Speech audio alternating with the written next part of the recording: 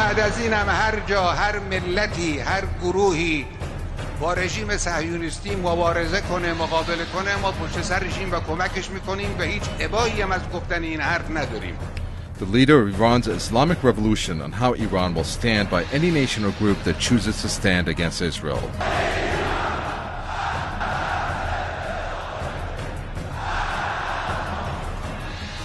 The launch of Iran's Hispan TV.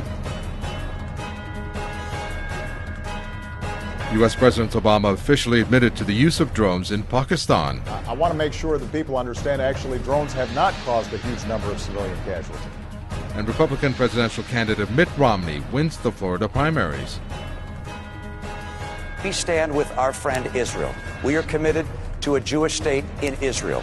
We will not have an inch of difference between ourselves and our ally Israel.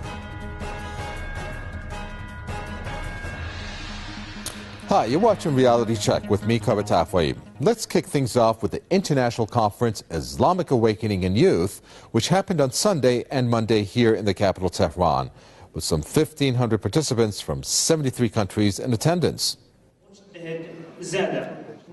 A conference on youth and Islamic awakening. Tehran is hosting an international conference titled Islamic Awakening and Youth. Some 1,500 participants from 73 countries are taking part in the two-day conference. The confab focuses on the pivotal role played by the youth in the Islamic awakening movement, which is sweeping across the Middle East and North Africa. In an opening speech, Secretary General of the conference, Ali Akbar Velayati, said the wave of Islamic awakening was a reaction to global arrogance and cruelty against Muslim nations. The movement aims to fight global hegemony and promote unity among Muslims. Elsewhere, Iran's President Mahmoud Ahmadinejad addressed the participants, cautioning against plots by arrogant powers to create divisions and conflicts in the region. The West has brought nothing but poverty and destitution to other nations. Muslim nations should be aware of the plots by arrogant powers to create divisions and conflicts in the region.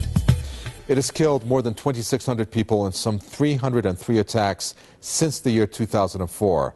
Press TV calls them U.S. assassination drone attacks, and on Tuesday, Washington officially admitted to U.S. assassination drone strikes in foreign countries. I want to make sure that people understand actually drones have not caused a huge number of civilian casualties. For the most part, they have been very precise, precision strikes against Al-Qaeda and their affiliates.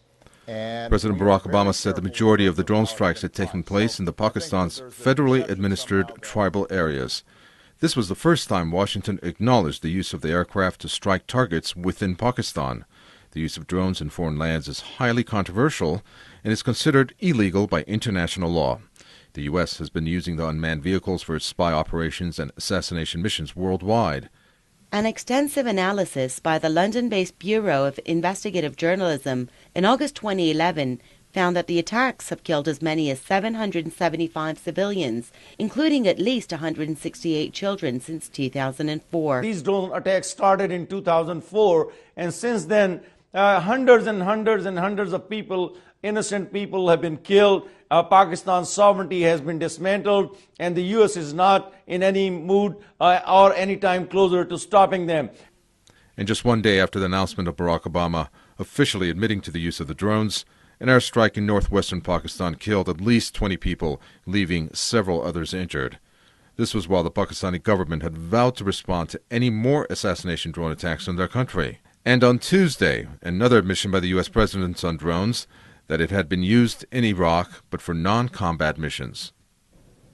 Even though on Friday the U.S. Defense Department announced it was reducing its budget, guess which department got a major boost in its funding? Drones and drone technology.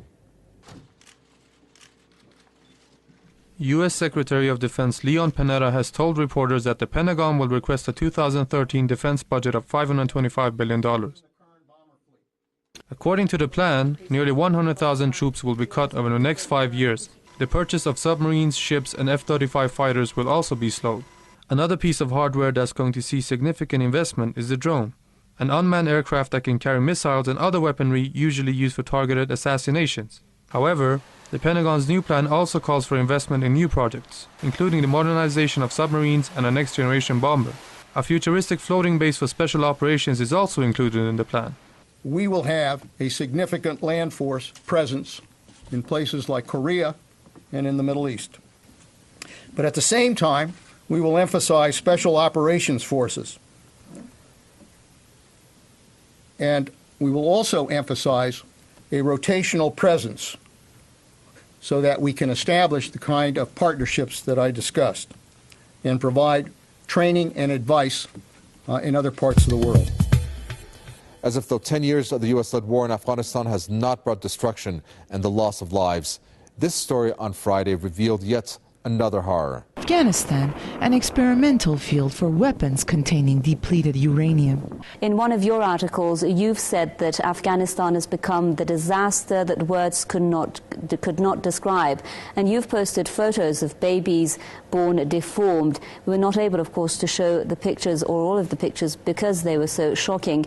Tell us about your research and, of course, the use of depleted uranium in Afghanistan by the U.S. forces.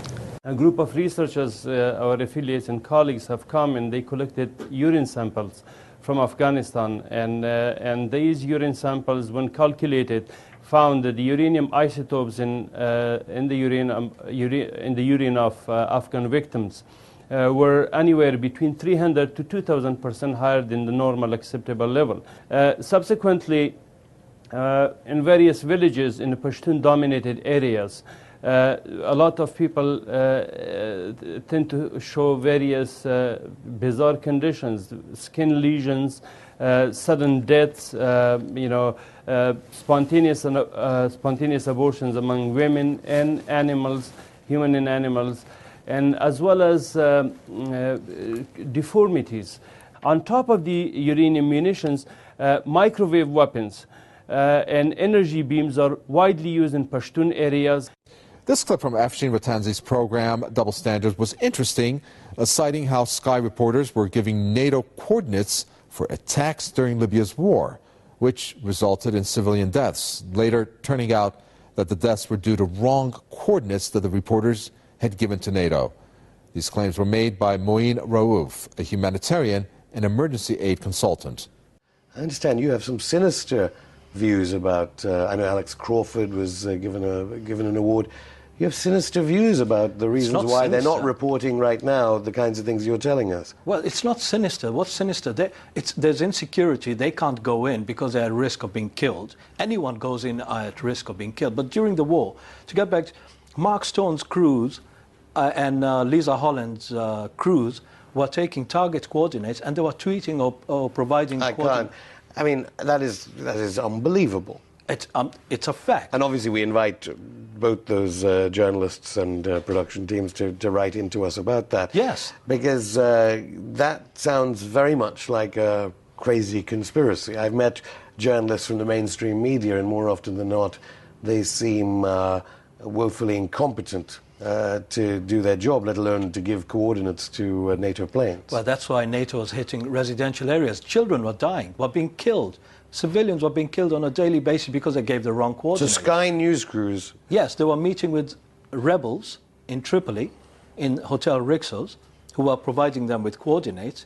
And what they were actually providing them were houses of generals or... Because they were getting it wrong? Yeah, no, they were not getting it wrong.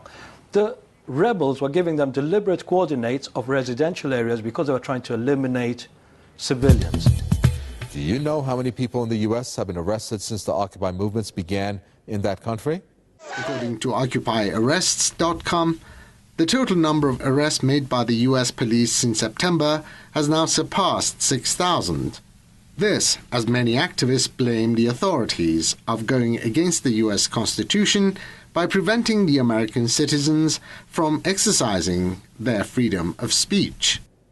And things took a turn for the worse on Saturday. An army of officers marched on unarmed families, raised their guns, fired bullets, tear gas canisters, smoke bombs, concussion grenades, and other explosive devices into the crowd in Occupy Oakland.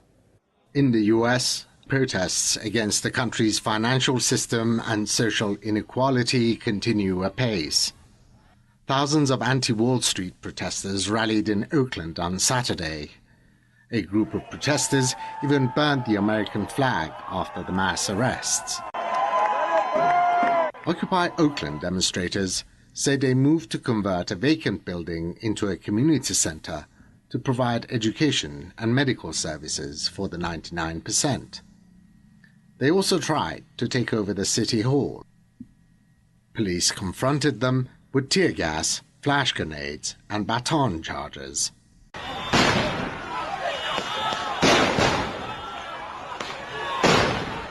They're using flashbangs! Oakland police made mass arrests Saturday night into early Sunday. The police department admitted the number of arrests was unprecedented. Police cornered and trapped hundreds of protesters in a dead end and then arrested them for failing to disperse. The Occupy Oakland Media Committee group says officers violated the police department's code of conduct, calling the mass arrests illegal. Many around the world have said they expected more from the U.S. in a country that preaches democracy and freedom, like the right to protest and free assembly. But then again, the same people are not surprised, since the U.S. president cannot even keep to his pledge on Guantanamo, which he promised that he would close. 10 years ago, the infamous Guantanamo Bay was opened. 10 years on, it's still there. Guantanamo will be closed no later than 1 year from now. It seems much of the Western world, at least, has forgotten about Guantanamo Bay. Many people think that it's already closed down. What I believe is they were trying to send a message to the rest of the world, particularly the Muslim world. You go against us and you will be tortured. So is Guantanamo a prison focused on detaining Muslims, as indicated in the program In Focus there by Johnny Miller? If so, isn't this a case of Islamophobia? Well, this past week on Friday, representatives from dozens of Muslim and non-Muslim groups gathered in New York's City Hall to demand the resignation of police commissioner after the controversial film called The Third Jihad was shown to police officers. This week, it was revealed that more than 1,000 New York City police officers were shown the controversial film called The Third Jihad while taking anti-terrorism training classes. Talat Hamdani lost her son Mohammed during the 9/11 attacks. She says she's outraged it was shown to New York public servants who are supposed to protect her rights. Representatives from dozens of Muslim and non-Muslim groups gathered at City Hall to demand the resignation of New York City Police Commissioner Ray Kelly and his Deputy of Public Information, Paul Brown. Both men at first denied the film was shown, then later backtracked on their comments. The Third Jihad is a 71-minute documentary that claims that much of the Islamic leadership in the U.S. is preaching what they call jihad to its followers. It depicts just kind of an action movie of just killing and violence and people, and talking about jihad and the new war. This is a new war now. The new war is that the Muslims want to take over America. I mean, it is absolutely outrageous. On Saturday, our New York correspondent Gary Anthony Ramsey also reported on a very interesting piece of news. A place you would never expect 16 kilograms of cocaine from Mexico to end up. Cocaine shipments are regularly intercepted coming to New York, but bags of the illegal substance were found in an unlikely spot this week, the Diplomatic Processing Center of the United Nations. The package, weighing 16 kilos, has a street value of $2 million. The most important thing here is that this was not connected to the United Nations, and that's why the host government, the city authorities in the shape of the NYPD were brought in to assist, and they have taken over. Once I have a few more details, I'll let you know. But just thanks again. I appreciate that. I'm just wondering, because it said that it was found inside the UN in a diplomatic pouch by the UN scanner. So how is the UN not? Because it was not a diplomatic pouch. That I can say categorically, it was not a diplomatic pouch. United Nations officials claim that the pouches and the markings were in fact fake, what they describe as poorly made logos that only somewhat resemble UN insignia. And according to the New York Police Department, there was no name or address. In more news from the U.S., on Wednesday, Mitt Romney beat Newt Gingrich in the Florida primaries, amount spent in his campaign for just one state, $15 million. We stand with our friend Israel. We are committed to a Jewish state in Israel. We will not have an inch of difference between ourselves and our ally Israel.